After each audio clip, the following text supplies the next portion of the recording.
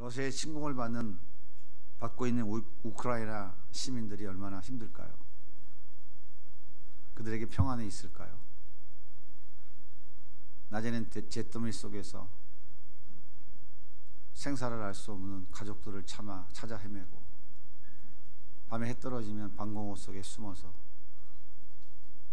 포탄 떨어지는 소리를 들으면서 얼마나 가슴을 쓸어내리고 있을까요? 그들에게 정말 가장 필요한 것이 뭘까요? 전쟁이 빨리 끝나고 평안이 다시금 회복되는 것 아닐까요? 전쟁이 없는 여러분들의 삶 속에 평안이 있습니까? 아니면 늘 염려, 근심, 걱정, 두려움, 절망, 낭망, 이런 것들이 여러분의 마음속에 가득한가요?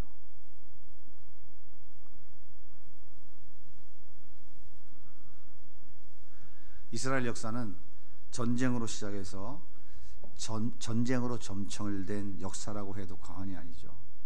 이스라엘 백성들이 애굽에서 종살이에서 벗어날 때 시작이 전쟁이었습니다. 그들이 홍해를 건너 광야로 들어가는 과정이 전쟁이었어요. 그들이 가나안 땅을 걸어가는 삶 자체가 전쟁이었습니다. 그리고 가나안을 점령하고 가나안 땅에서 살아가는 삶 자체가 전쟁이었고, 바벨론 포로가 되어 잡혀갈 때까지 끊임없는 외세의 침략에 시달려야 하는 그런 삶이었어요. 그래서 이스라엘 사람들은 지금도 아침에 일어나면 샬롬 하고 인사합니다. 샬롬. 밤새 전쟁 없이 평안하셨습니까? 그런 뜻인 거예요. 그래서 이 샬롬 하는 말은, 샬롬 하고 인사하는 것은 전쟁이 끝나서 평화가 찾아온 상태, 이것을 샬롬이라고 하는 거예요. 영어로는 피스라고 하지만 헬라어로는 에이레네라고 표현합니다. 에이레네. 여러분, 전쟁이 일어나면 어떻게 돼요? 죽음의 공포가 몰려오죠. 모든 것이 다 분열됩니다. 다 깨어지고 다 망가지고 다 엉망진창이 돼요. 전쟁은 어떤 사람이 합니까? 친한 사람들, 사랑하는 사람이 전쟁합니까? 아니죠. 사랑의 전쟁이 아니죠. 이거는 철천지 왼수들이 하는 전쟁입니다. 그래서 전쟁은 원수된 자들이 하는 거예요. 전쟁은 모든 것을 다 분리시켜요. 전쟁은 모든 것이 다 고난 속으로, 모든 것이 다 망가뜨려 버려서 고통과 괴로움 속으로 몰아넣는 것이 전쟁입니다. 그래서 이 샬롬, 에이레네라고 하는 뜻이 어떤 뜻이냐면 분리되었다가 다시 연합되었다라고 하는 뜻이에요. 전쟁으로 모든 것이 다 분리되었죠. 원수가 다 되었죠.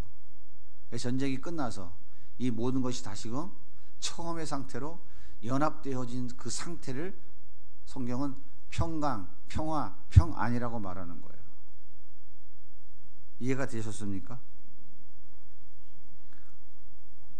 선악 갖다 먹고 영원한 저주와 심판 가운데 살아가는 반역죄인들이 그 무서운 죄를 용서받고 하나님과의 관계가 회복되어져서 하나님과의 원래의 그 관계가 지금 회복된 거예요. 하나님과의 에덴 동산에서 처음에 그 화목했던 그 상태로 다시금 되돌아가는 거예요. 그 상태가 다시 회복되어진 거예요. 이것을 평안이라고 그래요. 다른 말로 평강이라고도 하고, 번역은 여러 가지로 되어 있어요. 샬롬 또는 에이레네라는 말의 의미가 바로 이것입니다. 예수님께서 제자들에게 이렇게 말씀하시죠. 내가 너희에게 평안을 주겠다. 이게 무슨 얘기입니까? 내가 너희에게 평안을 주겠다. 범죄한 인간들은 하나님과 친한 사이의 원수 사이예요. 원수 사이예요. 하나님과의 관계가 단절됐어요? 계속 이어져 있어요? 단절되어 있어요. 하나님 떠나서, 하나님 없이 자기 스스로 살아가는 인간의 삶은 그 자체가 불행이에요? 행복이에요? 불행이에요. 그 자체가 저주받은 인생이기 때문에 허리가 휘어지도록 일해야 겨우 밥 먹고 살 수 있어요. 아침에 풀 뽑고 나면 저녁에만 다시 풀이 쑥 올라와 있어요. 저주의 대가예요. 범죄 대가입니다. 이렇게 인간은 하나님과의 원수된 상태에서 저주받은 삶을 살다가 영원한 지옥 형벌에 떨어져야 될 그런 존재들이에요. 그런데 예수님께서 십자가에 죽으셔서 인류의 죄를 다 용서해 주시고 하나님과의 원수의 관계를 회복시켰어요. 화해시켜 줬어요. 화목되게 만들었어요. 그리고 하나님과 원래의 상태가 되도록 회복시켜 주셨어요. 이게 평안이에요. 그럼 이 평안은 누가 주는 거예요? 이 평안을 누가 주는 거예요? 예수님이 주시는 거죠. 이 평안은 누구 거예요? 예수님 거예요. 예수님이 십자가에서 만들어내신 거예요. 이해가 되셨어요? 그러니까 예수님은 이 땅에 인간의 몸을 입고 오셨죠. 왜 오셨어요? 바로 이 평강을 주기 위해서 오신 거예요. 그래서 예수님은 평강의 왕으로 이 땅에 오신 겁니다. 누가복음 19장 38절 이르시되 이르되 찬송하리로다 주의 이름으로 오시는 왕이여 하늘에는 평화여 가장 높은 곳에는 영광이로다. 평화와 영광 이것 주기 위해서 예수님 오셨어요. 이사야 9장 6절 이는 한 아기가 우리에게 낳고 한 아들을 우리에게 주신 바 되었는데 그의 어깨에는 정사를 메었고 그의 이름은 기묘자라 모사라 전능하신 하나님이라 영존하신 하나님이라 평강의 왕이라 할 것이니라. 예수님은 평강의 왕으로 이 땅에 오신 분이에요. 우리에게 평안을 주기 위해서 오신 분이에요. 스가랴 9장 9절도 이렇게 말씀하셔요. 보라 내 왕이 내게 임하시나니 그의 공의로우시며 구원을 베푸시며 겸손하여서 나귀를 타시나니 나귀의 작은 것 곧 나귀 새끼니라. 이에 에브라임의 병거와 예루살렘의 말을 끊겠고 전장하는 활도 끊으리니 그가 이방 사람에게 화평을 장할 것이요 그의 통치는 바다에서 바다까지 이르고 유보라 땅에서 땅끝까지 이르리라. 예수님은 우리에게 평강, 이 평안을 주시기 위해서 오신 분이에요. 그래서 평강의 왕이다. 성경은 이렇게 표현하고 있는 거예요. 그러면 평강의 왕으로 오신 예수님께서 그 평강을 우리에게 어떻게 만들어 주셨어요? 어떻게 만들어 주셨어요? 이사야 53장 3절입니다. 같이 읽을게요. 시작. 그가 찔림은 우리의 허물이 때문이요 그가 상함은 우리의 죄악 때문이라. 그가 징계를 받음으로 우리는 평화를 누리고 그가 채찍에 맞음으로 우리는 나으리로다. 평강의 왕으로 오신 예수님께서 찔리고 상하고 징계받고 그 처참한 십자가의 죽으심으로 우리에게 그 평강이 주어진 거예요. 예수님은 그 평안을 우리에게 주기 위해서 오신 분이에요. 우리에게 주신 그 평안은 그래서 누구 거냐면 예수님이 만드신 거예요. 예수님 것이에요. 에베소 2장 14절 한 번 더 읽겠습니다. 그는 우리의 화평이신지라 둘로 하나를 만드사 원수된 것 곧 중간에 막힌 담을 자기 육체로 하시고 법정으로 된 계명의 율법을 펴하셨으니 이는 이 둘로 자기 안에서 한 세 사람을 지어 화평하게 하시고 또 십자가로 이 둘을 한 몸으로 하나님과 화평하게 하심이라. 원수된 것을 십자가로 소멸하시고 또 오셔서 먼데 있는 너에게 평안을 전하시고 가까이 있는 자들에게 평안을 주셨으니 예수님이 오셔서 하나님과 우리 사이에 막힌 담, 중간에 막힌 담, 바로 그 죄악의 담을 예수님이 허셔서 하나님과 우리 사이를 화목하게 화평하게 만들어 주신 거예요. 그 죄악의 담, 막힌 중간의 담을 허무신 것이 바로 예수님의 십자가다 이 말이에요. 십자가는 얼마나 소중한 겁니까? 예수 그리스도의 십자가가 없으면 우리는 하나님과의 관계가 회복될 수 없어요. 평안을 누리며 살아갈 수가 없는 거예요. 이해가 되셨어요?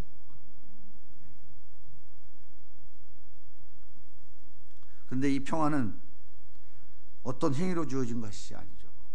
우리 애씀과 수고와 노력에 의하여 주어진 것이 아니에요.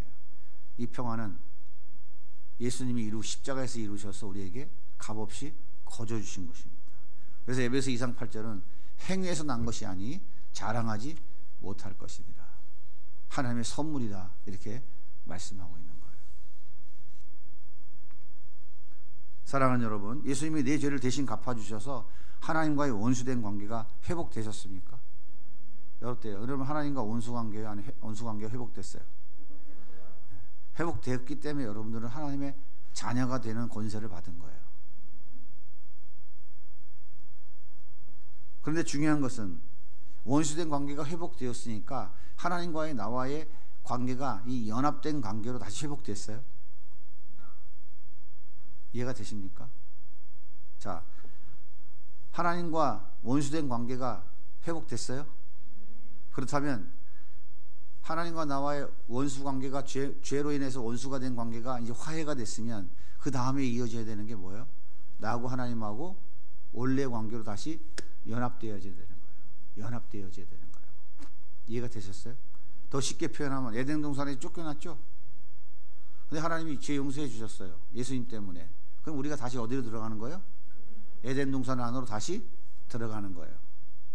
하나님과 우리 에덴 동산에서 하나님과 아담과 하와 사이에 걸리는 게 있었어요? 없었죠. 하나님 부르시면 아담은 언제든지 이해했어요. 하나님 언제든지 하나님 부르려면 하나님이 그래 하고 대답하셨어요. 거기에는 짐승들이 와서 덤비는 것도 없었어요. 먹고 사는 거 문제가 아무것도 없었어요. 그것을 우리는 하나님의 나라라고 그래요. 하나님의 나라. 하나님 나라의 백성된 내가 하나님 나라의 주권 인자인 왕이신 하나님 말씀에 반역해서 반역죄를 짓고 쫓겨난 거예요. 영원히 죽어야 되는 저주 가운데 살아야 돼요. 근데 예수님께서 하나님과의 관계 그 반역죄를 용서해 주시고 화해시켜 주셨어요. 그래서 우리가 하나님 나라에 다시 들어갔다고요. 그 하나님 나라가 바로 뭐예요? 다른 말로 더 쉽게 표현하면 하나님 품 안에 다시 들어간 거예요. 집 나간 둘째 아들이 아버지 앞에 돌아왔죠.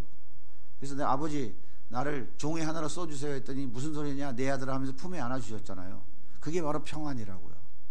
그러니까 여러분들은 집 나가 돌아온 둘째 아들이잖아요. 예수님하고 지금 끌어안고 있어요? 예수님이 여러분을 끌어안고 있어요? 여러분 예수님 품에서 예수님 허리춤을 꽉 끌어안고 계셔요? 그게 연합이라고요. 둘이 하나 되는 게 연합이잖아요. 결혼이 연합이잖아요. 두 몸이 한 몸 되는 게 연합이잖아요. 여러분이 죄 문제가 해결되어지고 하나님 관계가 회복되어졌으면 그 다음에 이 진도가 나가야 될 게 뭐냐면 그 예수님 품 안에 여러분이 들어가야 되는 거예요. 둘째 아들이 아버지를 품 끌어안듯이 그렇게 꼭 끌어안고 있는 그 상태가 평안이라고요. 아시겠어요? 전에는 뭐였다고요? 예수님이 십자가 사건이 있기 전에 어떤 관계였어요? 원수요. 누가 죽어? 죄인된 인간 우리가. 예수님이 십자가 때문에 관계가 회복되어서 그냥 관계가 회복되어서 이제 서로 잘 살자가 아니라 어떤 상태? 원래 에덴 동산에 다시 들어간 상태. 그것을 신약적인 표현으로 하면 하나님 품 안에 다시 들어온 상태. 하나님이 내 자식이야 내 새끼야 하고 꼭 끌어안고 있는 상태. 아버지하고 여러분이 하나님의 허리춤을 꽉 끌어안고 있는 상태. 이걸 연합이라고 그래요. 그래서 이 연합의 비밀을 설명해 주기 위해서 하나님이 비유로 들은 것이 그게 바로 부부관계인 거예요. 알아요? 여러분이 내가 하나님과 꼭 끌어안고 있는가, 하나님이 나를 꼭 품에 안고 계시고 내가 하나님 품 안에 꼭 끌어안고 계신가 하는 것을 부부관계로 생각해 보면 딱 답이 나와요.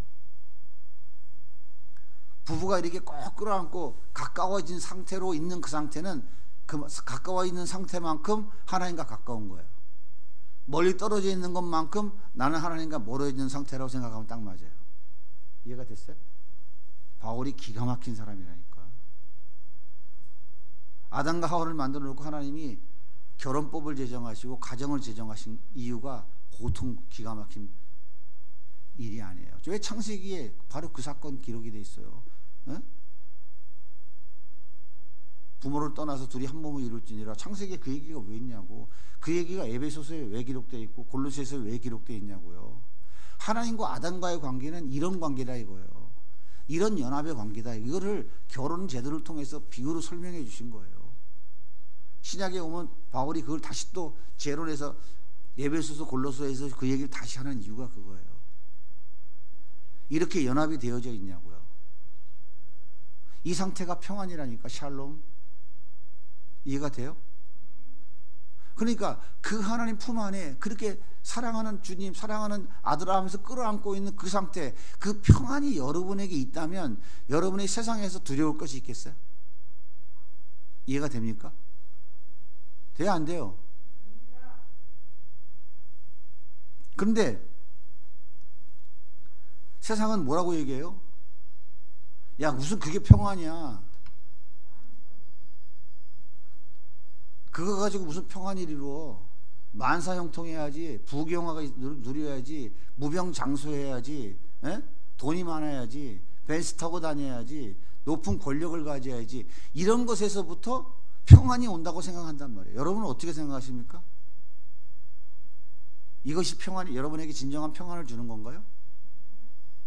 평안을 누리는 사람들이 가지고 있는 그런 것은요, 그냥 액세서리라니까, 액세서리. 그게 본질이 아니에요. 근데 평안이 없는 사람들이 거기에서 평안을 누리려고 하기 때문에 진정한 평안을 누리지 못하고 살아가는 거예요. 그거는 잠시 있다 없어지는 거거든요. 이해가 되셨어요? 부귀영화, 만사형통, 소원, 청취, 질병의 치유, 물질의 복, 이것이 참된 평안을 준다고 말하는 것은 전부 가짜입니다. 참된, 예수님 뭐라 그래요? 내가 너희에게 평안을 주노라. 그러나 내가 너희에게 주는 평안은 세상이 주는 것과는 다르다라고 말하는 거예요. 세상이 주는 것에서부터 내가 평안을 누리려고 한다면, 그것이 옳다고 가르친다면, 그건 성경을 가르치는 게 아니에요. 그건 다른 복음이에요. 가짜단 말이에요. 가짜. 예레미야 14장 13절부터 보면 같이 읽어볼게요. 이에 내가 말하되 슬프도소이다. 주 여호와여 보시옵소서. 선지자들이 그들에게 이르기를 너희가 칼을 보지 아니하겠고 기근은 너희에게 이르지 아니할 것이라. 내가 이곳에서 너희에게 확실한 평강을 주리라 하나이다. 여호와께서 내게 이르시되 선지자들이 내 이름으로 거짓 예언을 하는도다. 나는 그들을 보내지 아니하였고 그들에게 명령하거나 이르지 아니하였거늘 그들이 거짓 계시와 점술과 헛된 것과 자기 마음의 것으로 너희에게 예언하는도다. 예레미야 선지자가 끓는 가마솥 환상을 보았어요. 끓는 가마가 쏟아지는 환상을 보았어요. 이 끓는 가마 환상은 이스라엘 백성들이 북방의 강력한 나라 바벨론에 의하여 짓밟힐 것이라고 하나님이 경고의 메시지를 보내는 거예요.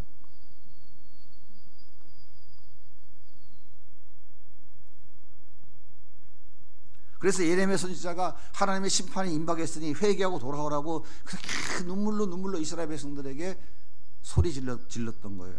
그런데 많은 선지자들이 뭐라 그러냐면, 아니야, 하나님이 너희들에게 확실한 평강을 주실 거야, 걱정하지 마, 평안하다 이렇게 말하고 있는 거예요.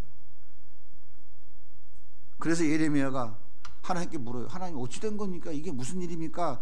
그렇게 물으니까 하나님께 대답하는 거예요. 나는 그런 선지자 보낸 적 없다.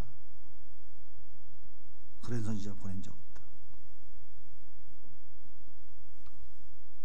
착한 일 많이 하고 좋은 일 많이 하고 수양을 많이 쌓고 넘어지고 쓰러지고 남들이 못한 것 하면 거기에서 평안이 올까요? 평강이 올까요?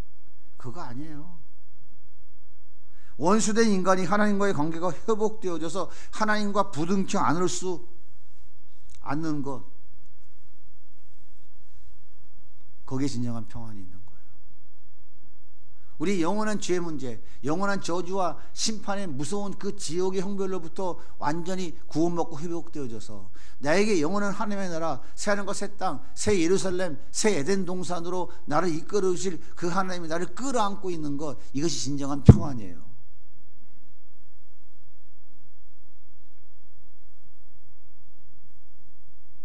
그래서 그 평안은 오직 예수 그리스도를 통하여서만 우리에게 주어지는 거예요. 예수 이외의 그 평안은 절대로 우리에게 주어질 수 없습니다. 여러분, 돈 많이 있으면 평안이 올 것 같아요? 세상에 아무리 좋은 걸 가졌어도 그거 다 흘러가는 거라니까요. 그 순간이야. 잠깐 흘러가는 거예요. 왜? 여전히 우리 심령 가운데는 저주받은 인생이기 때문에 우리 안에는 저주, 공포, 절망, 두려움, 이것이 우리 안에 떠나질 않아요. 떠나질 않는다니까. 그러니까 전부 다 죽는 게 두려워. 벌벌벌 기는 거야. 죽는 게 두려운 거야. 진정한 평안이 그에게 없는 거예요. 그런데요, 죄송한데 예수님이 그러시잖아요. 오늘 말씀에 다시 한번 읽어볼까요? 평안을 너희에게 끼치노니 곧 나의 평안을 너희에게 주노라. 내가 너희에게 주는 것은 세상이 주는 것과 같지 아니하니라. 너희는 마음에 근심도 하지 말고 두려워하지는 말라. 예수님이 반드시, 예수님의 평안의 주인은 예수님이시고 평안은 예수님이 만드시는 것이고 예수님이 우리에게 주시는 거예요. 근데 그 예수님이 주시는 평안은 세상이 주는 것과는 다르다고 그러잖아요. 다르다고. 잘 이해하셔야 돼요. 그렇게 믿습니까? 정말이에요? 세상이 주는 평안이 뭐예요? 길을 쓰고 여러분들이 무엇을 잡으면 행복하다고 생각해요? 뭐니 해서 이거지 이거 아니고? 예수님이 주시는 평안은 세상에 돈이 주는 것, 그것으로 이룰 수 있는 평안이 아니에요. 예수님이 주시려고 하는 그 평안은 영원한 거예요.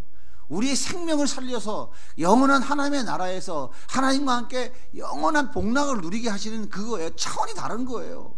잠시 있다 흘러가는 이 세상의 것이 아니라고요. 그래서 예수님이 뭐라고 말씀하시는 줄 아세요? 내가 주는 평안을 받은 그리스도인들은 그들의 삶 속에서 오히려 다툼이 일어나고 분쟁이 일어나고 손해를 보고 핍박을 당하고 고난을 당하기 시작할 것이다 라고 얘기해요. 내가 주는 평안을 받은 자들은. 근데 무슨 예수가 준 평안을 받은 자들이 돈 많이 벌어 부자 되려고 오만 쇼를 다 하고 사냐고요. 제 얘기가 아니에요. 예수님이 하신 말씀이에요. 누가복음 12장 51절부터 같이 읽어볼게요. 읽어보면 시작. 내가 세상에 화평을 주려고 온 줄을 아느냐? 내가 너에게 이르노니 아니라 도리어 분쟁하게 하려 함이로라. 이후부터 한 집에 5사람이 있어 분쟁하되 셋이 둘이 셋과 하리니 아버지가 아들과 아들이 아버지와 어머니가 딸과 딸이 어머니와 시어머니가 며느리와 며느리가 시어머니와 분쟁하리라 하시니라. 이렇게 예수님 주신 평안을 가진 사람들은, 그 평안이 있는 사람들은, 다시 말하면 죄 문제가 해결되어져서 하나님과의 관계가 회복되어지고 그 하나님과 끌어안고 있는 이 연합의 상태가 되어져 있는 사람들, 즉 이 평안을 누리는 자들은 오히려 그 예수님 때문에 고난당하고 핍박당하고 분쟁이 일어나고 멸시와 천대를 당하고 이 땅에서 평안이 아닌, 세상 사람들이 눈이 보이는 그 평안이 아닌 고난과 핍박을 더 많이 받는다. 예수님 이렇게 말씀하고 있잖아요. 그런데 그 예수 믿으면서 죽으면 천국 가고 이 땅에서는 잘 먹고 잘 살아야지, 그거 아니, 성경 그렇게 말씀하지 않으세요. 여러분 똑바로 알고 예수 믿어야 돼요. 그래서 예수님이 주신 이 평안을 가진 사람들은 어떠한 상황 속에서도 기뻐합니다. 예수님이 평안이 임한 이 그리스도인들은 손해보고 억울하고 멸시받고 청대받고 바보라고 손가락 당하고 심지어는 모든 걸 다 잃고 망하면서도 행복하다고 기쁨으로 찬송할 수 있는 거예요. 내 영혼이 은총 입어 중한제진 벗고 보니 슬픔 많은 이 생상도 천국으로 화하도다. 높은 산이 거친 들이 초막이나 궁궐이나 내 주 예수 모신 곳이 그 어디나 하느니라. 서울대학 못 가고 인석을 못 하고 지방대 저 별볼이 없는 후진대학 갔어도 내 주 예수 모신 그 후진 지방대학이 천국이로다, 이렇게 찬송할 수 있는 거예요. 근데 그 예수 없는 사람들은 거꾸로 찬송해요. 이게 진짜 평안이 임한 진정한 그리스도의 삶의 모습인 거예요.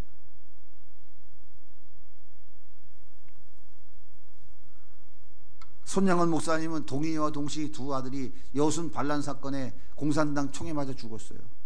사형장에 끌려가는 그 두 아들 죽인 그 사람을 쫓아가가지고 그 사형에서 건져내서 자기 아들 삼잖아요. 이게 말이 됩니까?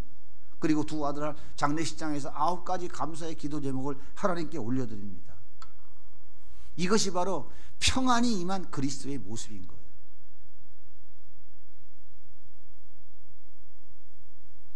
이 평안을 세상 사람들이 이해하고 받아들일 수 있겠어요? 이 평안이 임한 사람들이 열심히 준비해서 아이들 섬기겠다 하니까 사람들이 뭐라 그래요? 돈 이상한 사람들이라고 손가락질 하잖아요. 우스운 일이 아니에요. 성도님들이 열심히 피땀 흘려 벌은 돈 헌금해서 이렇게 교회의 사명을 감당해 보려고 이웃의 사랑과 섬김을 해주려니까 세상이 뭐라 그래요? 손가락질 하잖아요. 아이, 놀고들 자빠졌네. 니들 뭐 하는 짓거리냐. 이상한 짓 하고 자빠졌네. 이해가 되셔요? 진정한 평안이 임한 사람들은, 하나님과의 관계가 회복되어져서 그분과 연합되어져 있는 사람들은요, 이렇게 세상으로부터 손가락질 당한다니까요. 바보 소리 당하고 억울한 소리 듣고. 그때 여러분 감사하십시오. 아, 나에게 진정한 평안이 임했구나. 그래서 내 주 예수 모신 것이 그 어디나 하늘나라라고 찬송할 수 있는 거예요. 이게 진짜 그리스도인이에요. 그렇다면 예수님께서 오늘 이 요한복음 14장 27절 28절 24장에 말씀을 하신 이때는 언제쯤일까요? 곧 십자가에 죽으시기 직전이에요. 이제 곧 십자가에 죽으시기,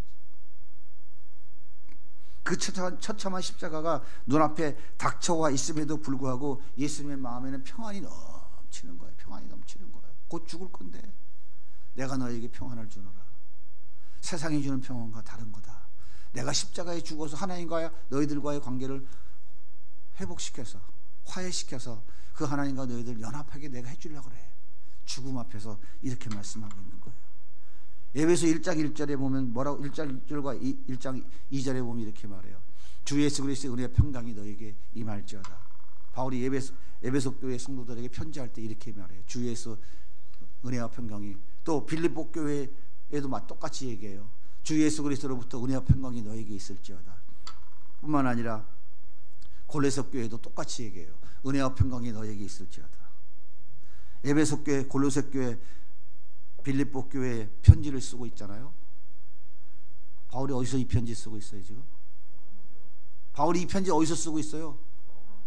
차지찬 로마의 감옥에서 지금 이 편지 쓰고 있는 거예요. 백발이 성성한 늙은이가 춥고 배고프고 삶이 제한된 감옥에 갇혀있지만 평안이 넘쳐나는 거예요. 내가 평안이. 그 평안이 넘쳐나는 그 평안이, 내 안에 넘쳐나는 평안이 너희들에게도 그 평안이 넘쳐나기를 원한다고 지금 그렇게 축복하고 있는 거예요. 기원하고 있는 거예요. 감옥에서도 누릴 수 있는 평강, 이것이 성경이 말하고 있는 평안이에요. 그렇다면 평안 주신 주님께서 우리에게 부탁하고 싶으신 것이 무엇일까요? 하나님과의 관계를 회복해서 하나님과 다시 연합관계를 이루어 주신 우리 주님께서 우리에게 무엇을 부탁하고 계실까요? 다시 말하면 하나님과의 관계가 회복되어져서 그 하나님과 얼싸안고 지금 연합되어진 상태에 놓여져 있는 우리들에게 우리 주님은 가장 원하는 것이 가장 무엇일까요? 우리 주님이 가장 원하는 것이 무엇일까요? 너 내가 그거 해줬으니까 집 팔아서 헌금해라. 그거 원하실까요? 아프리카 선교사 가서 목숨 순교해라. 그거 원하실까요? 예? 그거 아니에요, 여러분. 그 평안을 누리며 살라는 거예요. 누리며 살라는 거예요. 우리 주님이 원하시는 거는 우리 어떤 행위와 대가를 요구하시는 게 아니에요. 우리 예수 믿는 사람들은 진짜 이 성경의 진리를 똑바로 알고 예수 믿어야 돼요. 자꾸 무언가 이 유교사상에 쩔어가지고 내 행위를 가지고 무언가를 자꾸 치성을 들여서 주님의 마음을 감동시켜서 뭔가를 얻고자 하는 이 생각을 싹 버려야 된다니까. 그게 바로 율법이에요. 우리는 은혜 안에 살아가는 사람들이에요. 우리 예수님이 우리에게 그 평안을 주신 것은 그 평안 누리며 살아가라는 거예요. 너 하나님 안에 있잖아. 하나님 품 안에 있잖아. 하나님 안에 없는 게 있어? 하나님 불가능한 게 있어? 그분이 너희 아버지잖아. 그러니까 그 아버지 손 붙잡고 사는데 뭐가 두려울 게 있어? 이게 평안을 누리며 살아가는 거예요. 여러분이 지금 누구 품에 안겨 있어요? 누구 손 붙잡고 살아가요? 만왕의 왕이시고 창조이신 그 하나님, 우리 사랑하신 독생자를 주신 그 하나님, 그분이 여러분을 자녀 삼았잖아요. 그분 손 붙잡고 그분 품 안에 살아가잖아요. 뭐가 세상에 두렵습니까? 세상에 뭐가 그렇게 두려워요? 좀 후진대학 간 게 그렇게 두려워요? 돈이 좀 없는 게 그렇게 두려워요? 좀 별볼이는 그냥 뭐 그렇게 남들이 인정해주지 않는 그런 직장 다니는 게 그렇게 쪽팔리고 후진 거예요? 예수를 모르는 거예요. 그건 아직도 교회 문턱만 수십 년 밟고 다닌 거지. 그거 누리고 살아라는 거예요. 제발 그 평안 좀 누리고 살아라는 거예요. 제발 그 평안 좀 누리고 살아라는 거예요. 감옥에서, 그 차지찬 로마 감옥에서 항상 기뻐하라, 범사에 감사라, 얘들아 걱정하지 말아라 말할 수 있는 그런 평안을 좀 누리며 살아가라는 거예요. 누리며 살아가라고. 제발 좀 누리고 살아가세요. 기죽지 말고. 그 평안에 있는 사람들은 있는 사람 앞에 가서 기 안 죽어요. 제가 여러 번 얘기했죠. 농담이 아니고 진짜예요. 수천 명 모이는 목사라도 저는 절대 기회 안 주고요.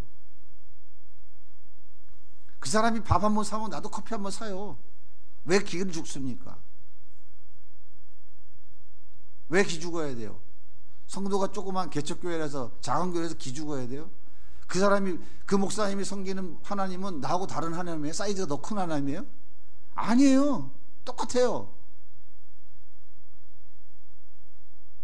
평안을 누리며 살아가세요. 누리며. 고로시 1장 27절을 보세요. 아버지께서는 모든 충만으로 예수 안에 거하시고 그의 십자가의 피로 화평을 이루사 만물 곧 땅에 있는 것들이나 하늘에 있는 것들이 그로 말미암아 자기와 화목하게 되기를 기뻐하심이라. 여러분들이 하나님 주신 그 평안을 누리며 살아가는 하나님이 기뻐하신다니까요. 아, 그래 네가 내 아들 막 예섭이가 아빠 손 붙잡고 동네 놀이터 가가지고 기죽어 갖고 이러면 아빠가 기쁘겠어요? 승질 나겠어요? 평상시에 아빠 없을 때 약간 좀 큰 소리 못 쳤다 하더라도 아빠 있으니까 좀 더 큰 소리 칠 수 있는 거, 그게 평안을 누리는 거예요. 우리 주님이 그거 기뻐하지 않겠어요?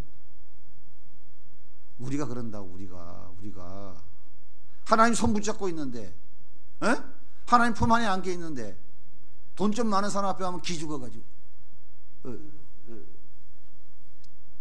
그 돈 갖고 무슨 뭐 천국 가는 줄 알아요? 그 돈이 영원히 있는 돈입니까? 하나님 후 불어버리면 한순간 다 없어져요. 숟가락 놓고 와라 그러면 그 순간 숟가락 딱 놓고 가야 돼요. 여러분들이 숟가락 딱 놓는 순간 어디 가요?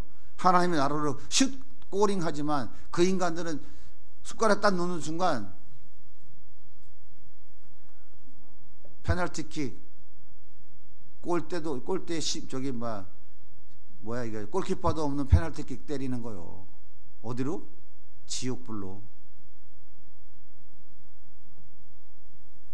평안을 누리며 살아가십시오. 고로새 3장 15절도 마찬가지입니다. 그리스도의 평강이 너희 마음을 주장하게 하라. 그리스도의 평강이, 예수님이 여러분에게 주신 그 평안이 여러분 마음을 주장하게 하라고 그러잖아요. 너희는 평강을 위하여 한 몸으로 부르심을 받았나니 너희는 또한 감사하는 자가 되라. 평안이 여러분의 삶을 주관하게 하시라고요. 여러분이 예수님 품 안에 안겨있는 사람이라면, 예수님 손 붙잡고 있다면 눈앞에 작은 것 때문에 벌벌 기지 말고, 예? 그 평안을 누리는 사람들이 세상에 뭐가 두려울 게 있겠어요?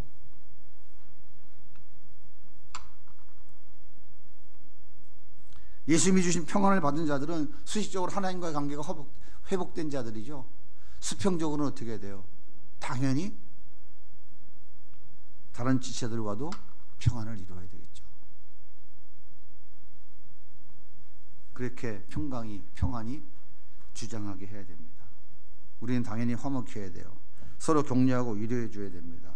힘들어하고 괴로운 지체들을 도와줘야 돼요. 우리는 영원히 천국에서 살 사람들이 잊지 말고 화평을 이루어 가야 됩니다. 이게 평안을 누리며 살아가는 거예요. 예수 믿고 평안을 받고 평안을 누리며 살아가는 사람들이 맨날 네 떡은 네가 먹고 내 떡은 내가 먹고 네 잘났니 내 잘났니 그러면 안 됩니다. 영적 어린아이예요. 육에 속한 자들이에요. 여러분, 골로새서가 몇 장이에요? 에베소서가 몇 장이에요? 6장이 6장. 골로새서 몇 장이에요? 4장밖에 안 돼요. 빌립보서 몇 장이에요? 4장. 빌립보서 1장 1절 한번 읽어봐요.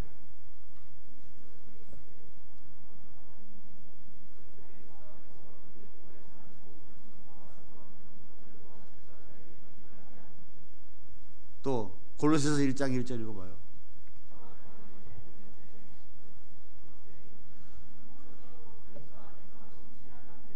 됐어요. 거기까지. 골로새에 있는 성도들, 곧 그리스도 안에서 어떤 형제들? 신실한 형제들. 신실한 형제들. 아시겠어요? 신실한 형제들. 신실한 사람들이 어떤 사람들이에요? 예수 잘 믿는 사람들. 고린도전서 몇 장이에요? 고린도후서 몇 장이에요? 고린도전서 16장, 고린도후서 13장, 29장이에요. 고린도전서 1장 1절 읽어봐요. 거기에 신실한 형제들이라는 말이 있는지 없는지. 없어요. 고린도 교회는 영적 어린아이라고 얘기해요. 그래서 29장을 가지고 이야기를 해 겨우 알아들까 말까 한 영적 어린아이들이에요. 골로새 교회는 4장이면 다 설명이 끝나. 앞에 서론이 필요가 없어. 에베소서 마찬가지야. 빌립보 교회 성도도 마찬가지야. 4장만 설명해도 29장 설명 안 하고 4장만 갖고 설명해도 그 교회 성도들은 신실한 성도들이에요. 평안을 누리며 살아가는 성도들이기 때문에 복잡한 서론이 필요 없는 거예요. 아시겠어요? 이 차이가 있는 거라고요. 이게 평안을 누리며 살아가는 성도들과 그렇지 못한 영적 어린아이들, 육에 속한 자들 차이가 다른 거예요. 그렇게 다른 거라고요. 여러분들은 평안을 누리는 신실한 성도들입니까? 아니면 평안을 모르는 영적 어린애와 같은 고린도 교회 같은 성도 같은 분들입니까? 신실한 성도들 분열 다툼이 없어요. 위로하고 격려하고 같이 힘을 모아 한마음 연합하여 살아가요. 고린도 교회 봐요. 문제가 12가지. 서로 싸우고 다투고 시기하고 질투하고 바울파 개바파 찍고 발구고 그 속에 뭐가 들어온 줄 아세요? 제가 여러 번 얘기했습니다. 명심하고 들으셔야 돼요. 분열하면, 교회가 분열되면 반드시 그 분열된 틈을 타고 음란의 영이 들어와요. 제 얘기가 아니에요. 고린도전서를 잘 읽어보세요.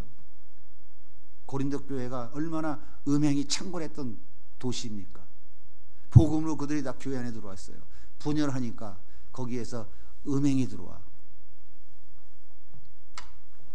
왜 우리가 아직 서로 사랑하지 못할까요? 왜 아직도 온수가 많이 있을까요? 왜 평안을 얻은 교회가 교회 안에서 평안이 흐르지 않을까요? 이유가 뭘까요? 한번 따라해 보세요. 아직도, 큰 소리로 아직도 예수를 모르기 때문이다. 여러분, 예수를 알아요, 몰라요? 예수를 아는 사람들, 평안이 뭔지를 아는 사람들은 절대로 교회 와서 불평불만 안 해요. 네가 잘나니 내가 잘나니 분열 파벌 조장 안 해요. 여러분, 고린도전서 읽기 대회 한번 할까요? 예? 암송대회 한번 할까요? 고린도전서?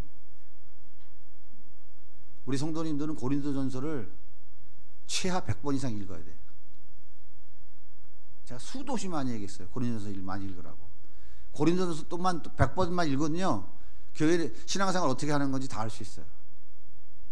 교회 안에서 무슨 짓이 벌어지고 있는지를 다 알 수 있어요. 고린도서 읽어보세요. 야, 너희 중에 지혜 있는 자가 그렇게 없었더냐? 너희 안에 성도들이 교회 안에서 벌어진 일 갖고 세상 법정에 송사라고 하느냐? 바울이 절규하고 있어요. 아시겠어요?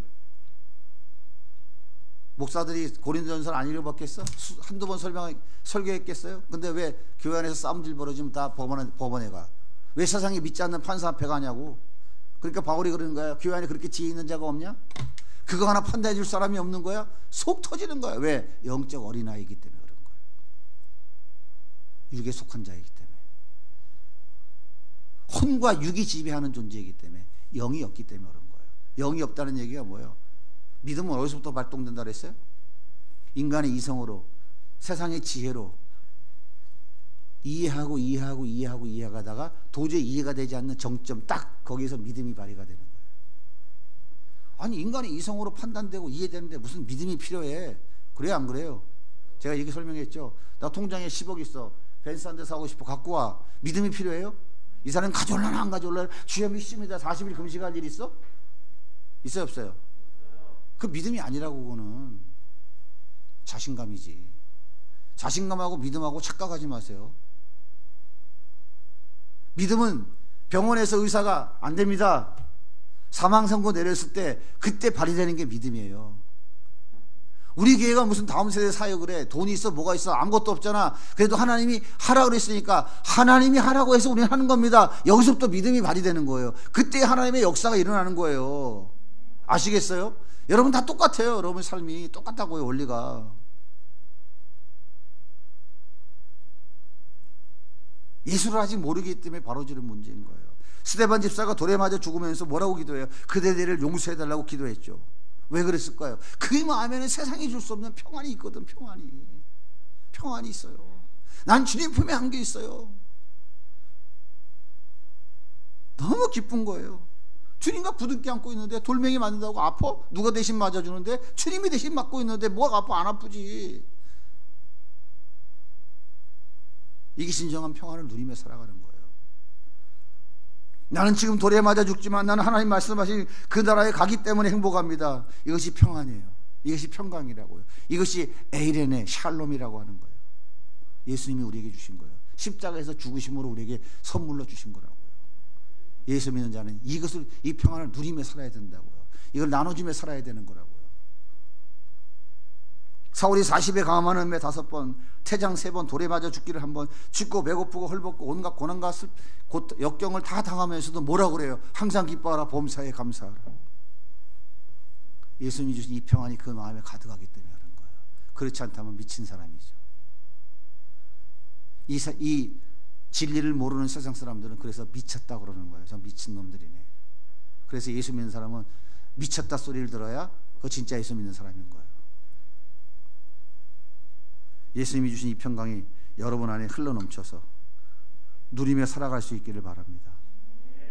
내 주에서 모신 곳이 그 어디나 하늘나라인 것을 여러분의 삶으로 보여주면서 살아가는 주님이 기뻐하시는 진짜 그리스도인으로 살아갈 수 있기를 예수님의 이름으로 축복합니다.